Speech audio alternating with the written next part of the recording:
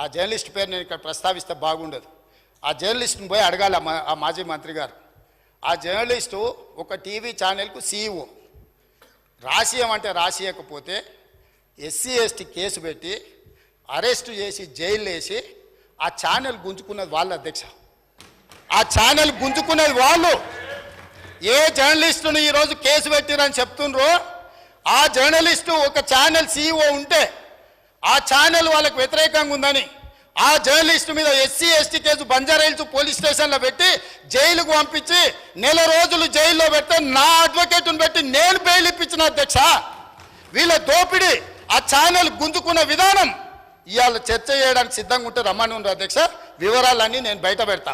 మీరా ముసల్కన్నీరు గార్చేది ఏ జర్నలిస్టునైతే మీ మాట ఇంటలేదని ఆమె సొంతంగా కష్టపడి పెట్టుకున్న ఛానల్ గుంజుకోనికే SC ST కేసు పెట్టి ఆడపిల్లని జైలుకు తోలిన పాపం ఊరికే పోదు.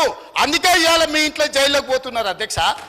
మంది ఆడబిడ్డలను జైలుకు తోలినందుకు ఆ నొప్పి తెలవడానికే మంది పిల్లలు జైల్లోకి పోతుంటే ఆడపిల్లలను కూడా కేసులు పెట్టి జైలుకు తోలినందుకు ఇవాళ ఆ రౌండ్ మీకు వచ్చింది అధ్యక్ష.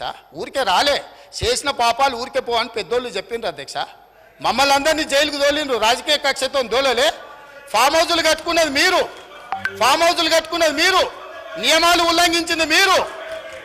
వాటిని బయట పెట్టినందుకు జైల్లో పెట్టి డిటెన్షన్ సెల్లో పెట్టిరు అధ్యక్ష. నన్ను 16 రోజులు ఒక్క మనిషి లేకుండా ISI తీవ్రవాదులను ఎక్కడ పెడతారో అట్లాంటి డిటెన్షన్ సెల్లో నన్ను 16 రోజులు పెట్టిండ్రు అధ్యక్ష చెర్లపల్లిలా.